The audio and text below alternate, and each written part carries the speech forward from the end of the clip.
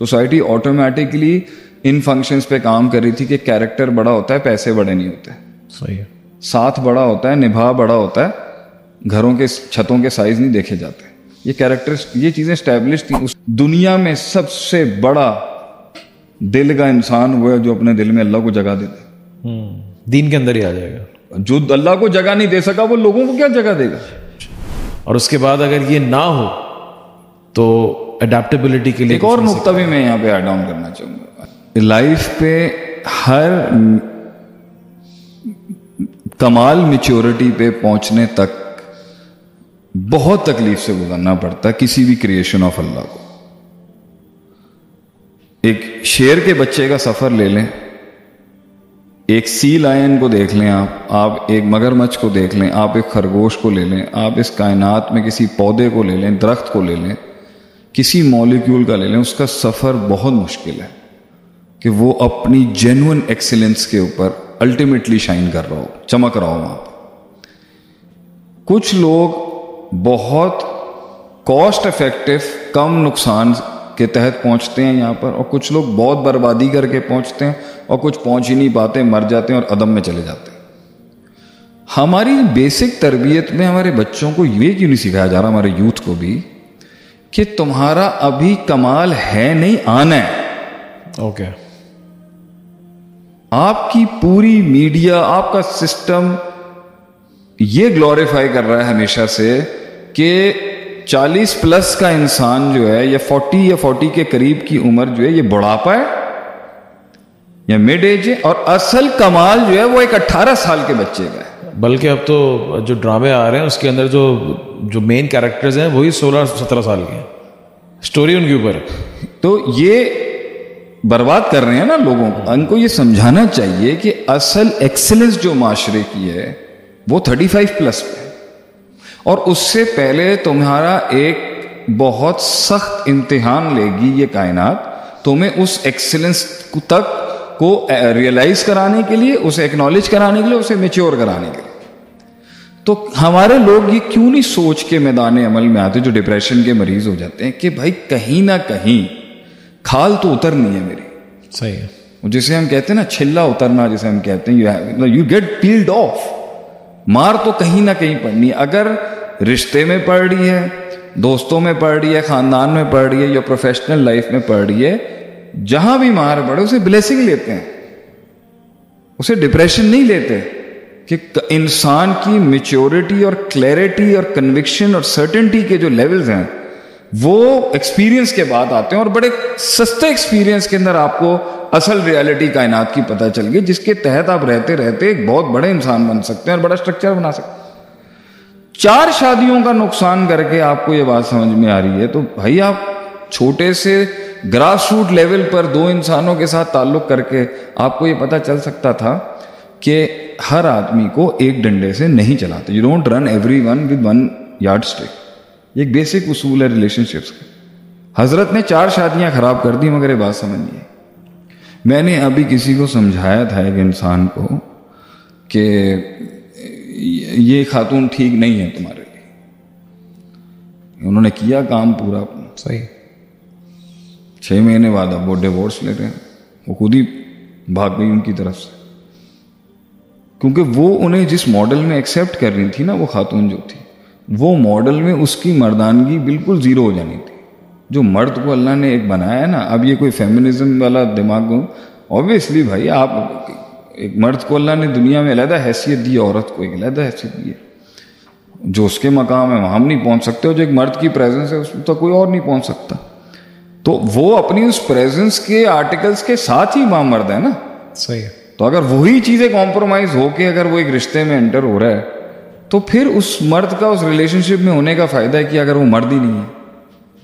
سمجھ رہے ہیں؟ تو میں نے اس کو بول دیا تھا کہ یہ نہیں چلے گا معاملہ اس کے ساتھ تمہارا, یہ تمہاری اس آرٹیکل کو کمپرومائز کرا کے ہی اپنا کمفرٹ زون کریٹ کرے. نہیں مانی اس نے میری بات. وہی وہ اینڈ کے اندر وہ آخر میں کمپرومائز بھی نہیں کر سکتا. نہیں, اس نے بولا پہلے اس نے بولا مجھے شادی کے اندر نا فلفلمنٹ نہیں ہے میرے. تو میں نے اس کو بولا تم تھوڑا سا یہ والا آرٹیکل ریکلیم کر. اس نے کلیم کیا, وہ بھاگ گئی اسے چھوڑ کے. تو یہ بڑی ضرورت ہوتی ہے تربیت میں اسپاؤس کیسے سلیکٹ کرتے ہیں. تو اسپاؤس سلیکشن کے اندر یہ فینٹیسی اور آئیڈیلزم اور یہ بالی ووڈ اور ہالی ووڈ کی لو سٹوری سے تھوڑی آ رہی. آپ نے تو اپنے مزاج, ایٹیٹیوڈ اور اپنی سوچ اور اپنے باپ کی تربیت اور ماحول جس میں آپ پلیں اور جو ویژن آپ نے دیکھا اس کے تحت نکاح کیا جاتا ہے. صحیح ہے کہ بھائی یہ انسان میرا وہاں تک ساتھ دے گا نا, میرا تو سفر آج سے لگ رہا ہے کہ. لیکن اس چیز کے لیے تو کافی یہ تو ڈیٹیلڈ بات ہے نا, اس کے لیے بڑی انسائٹس چاہیے آپ کو. شریعت تو کہتی ہے ایک نظر دیکھ لو, تو ایک نظر دیکھنے سے یہ ساری چیزیں نا بچ چلیں گی. تو اس کا مطلب ہے ایک نظر دیکھ لو جب کہا تھا اس وقت تو شریعت کے پورے آرٹیکل اسٹیبلش تھے نا اس دور میں. تو ایک نظر دیکھنے کے اندر ضرورت نہیں تھی 10 نظر دیکھنے کی. سامنے والے کا ویژن کیا ہے, کتنا کمپرومائز. وہ سوسائٹی پوری جو تھی نا وہ سوسائٹی ویژن پہ کھڑی ہوئی تھی. اب کیا کریں, اس وقت تو سوسائٹی کے اندر تربیت کی ضرورت نہیں تھی. آپ صلی اللہ علیہ وسلم کر چکے ہوئے تھے سارا کام. سوسائٹی آٹومیٹکلی ان فنکشنز پہ کام کر رہی تھی کہ کیریکٹر بڑا ہوتا ہے, پیسے بڑے نہیں ہوتے. صحیح ہے. ساتھ بڑا ہوتا ہے, نبھا بڑا ہوتا ہے, گھروں کے چھتوں کے سائز نہیں دیکھے جاتے. یہ کیریکٹر, یہ چیزیں اسٹیبلش تھیں. اس کے اندر اگر پھر کہتے تھے محبت اور الفت بڑھانے کے لیے آپ دیکھ لیں اس کو, تو اس کا مطلب یہ تھوڑی تھا کہ ان کو یہ مسئلہ تھا کہ یہ اخلاق کے اندر اپنی بیسکس کے اندر ہی کمزور ہے.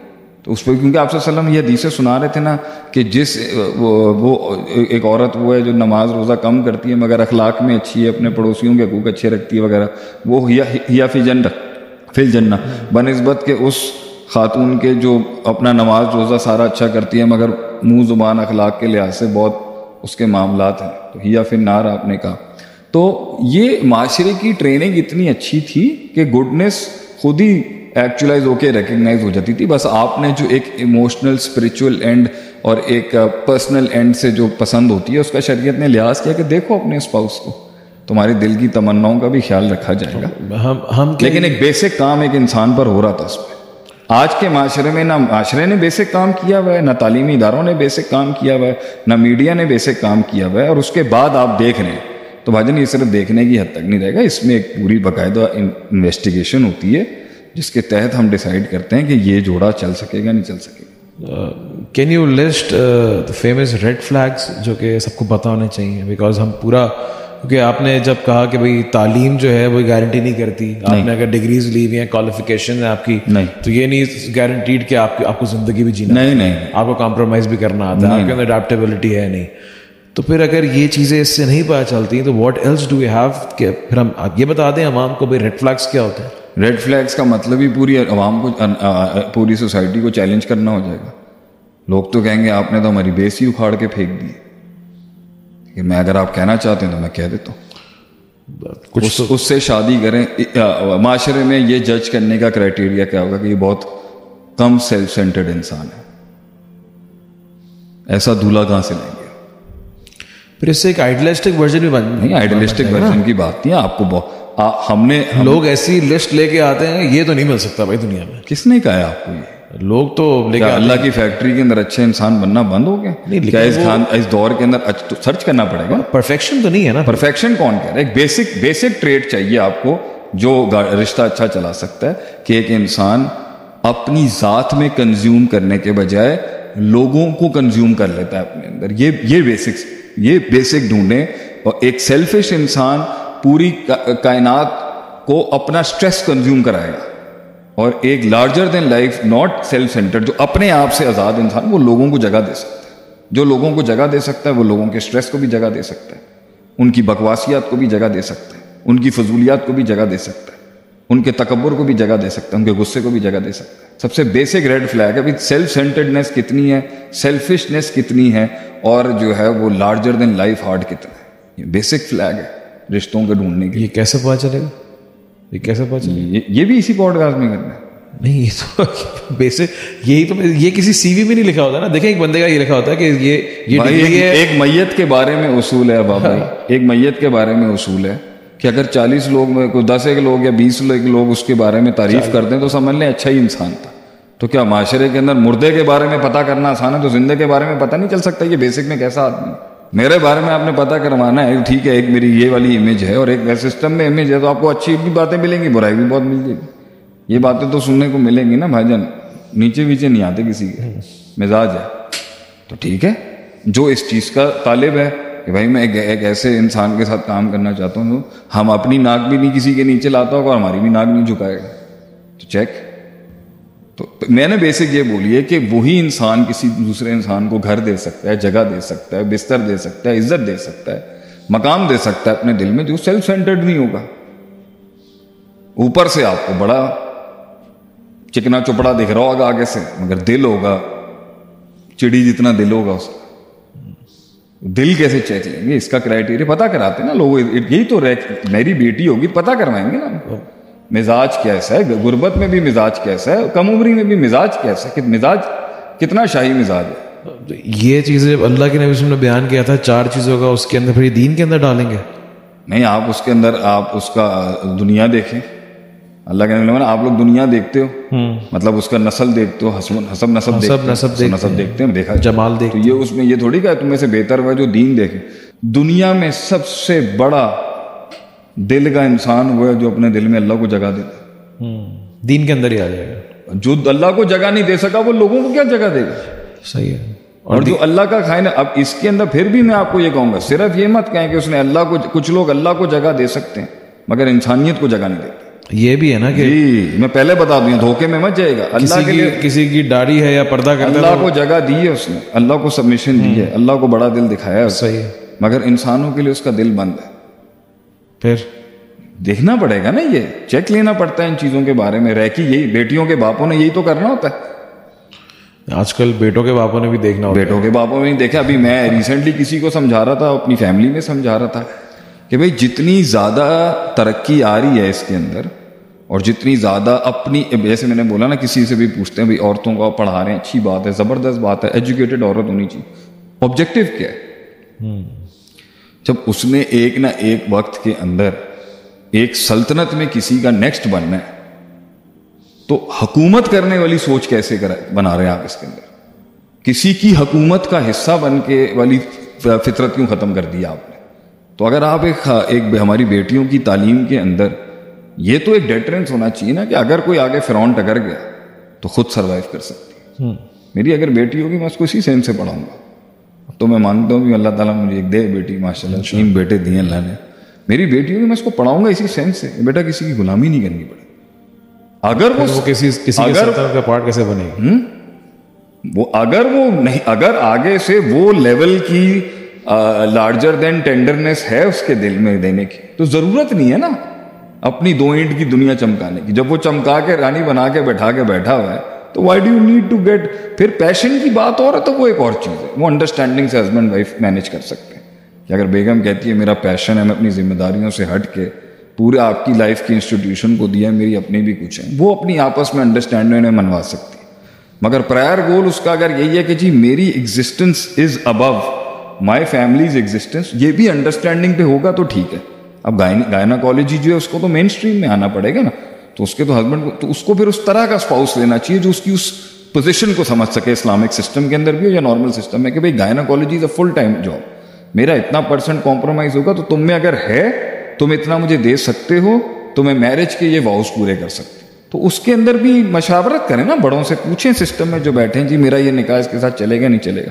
تو بات یہاں پر یہ ہے, لیکن ایک نارمل ایوریج کے اوپر ایک ہسبینڈ کی ہی, جب ایک ہسبینڈ مار کھا رہا ہے, محنت کر رہا ہے, پاگلوں کی طرح پیسہ کما کے لے کے آ رہا ہے, اس لیے تاکہ اس کی بیوی وہ کمفرٹ میں رہے جس میں وہ کمفرٹ کریٹ کر رہا ہے اس کے ارد گرد, تاکہ اسے انکمفرٹیبل نہیں ہونا پڑے. اسے انکمفرٹیبل ہو کے دھکے کھانے کی کیا ضرورت ہے؟ تو اس کی ایجوکیشن جو ہے وہ تو ایک ڈیٹرنس ہے کہ کسی دن اگر اس کے ساتھ کوئی زیادتی کر دے, ظلم کر دے, اس کو بیچ سڑک میں چھوڑ کے چلا جائے کوئی, تو وہ کسی پہ ڈیپینڈنٹ نہ ہو, وہ اپنا خود گزارا کر سکے. صحیح ہے. آج کل کے معاشرے میں گھر آئی ہوئی بیٹی کو بھی بہت تانے سننے پڑتے ہیں اگر اس کی طلاق ہو جائے, تو یہ اس کا ڈیٹرنس ہوگا بھائی میں آپ کے اوپر بوجھ تھوڑی ہوں, میں اپنا کما سکتی ہوں, میں جاب کر سکتی ہوں. تو یہ ایک as a stand by strategy ہونی چاہیے. بالفرض اگر یہ مین اسٹریم بھی وہ بناتی ہے تو پھر شادی انڈرسٹینڈنگ سے کریے گا. جی, شادی آپ نے ایک ایسے شوونسٹک آدمی سے کی ہے جو پیر کی جوتی سمجھتا ہے, آپ کی کچھ انڈرسٹینڈنگ ہوگی آپ کی ولنریبلٹی کی وجہ سے, اور اب آپ کی جاب اس کو کھٹک رہی ہے. تو UK کے اندر ایک کیس نہیں آیا تھا میرے پاس ابھی, ہائیلی ایجوکیٹڈ کمپیٹنٹ عورت کو ایک ہائیلی ایجوکیٹڈ کمپیٹنٹ مرد سے شادی ہوئی, اور اینڈ کے بعد اس نے اس کو برباد کر دیا, وہ ایکسیپٹ ہی نہیں کر سکا اس کی ترقی کو. تو بھائی when you are the kind of you are, then the kind of spouse should be selected based on what you are, what you can compromise and what the other person can compromise. सही. तो आप total opposite पे जाके line break करके करेंगे तो नुकसान होगा आपको. सो मैं इसको इसी तरह रैप करता हूं बात को कि हर चीज आज में नहीं देगी आपको, उसके बेनिफिट्स लॉन्ग में आपने सोचने होते हैं. तो आप डिसाइड करते हो भाई क्या इसमें इतनी बेसिक जान है इस रिश्ते में कि मैं इसमें 20 साल इन्वेस्ट करूंगा. इन्वेस्टमेंट नेचर आप इनका समझें, ना कि यूर इन अ शॉप जहाँ पे आप फॉरेन खरीद रहे हैं. हाँ, बिल्कुल मिल रही है आपको. हाँ, ये ऐसे नहीं हो सकता. जज़ाकल्लाह शेख साहब. Thank you.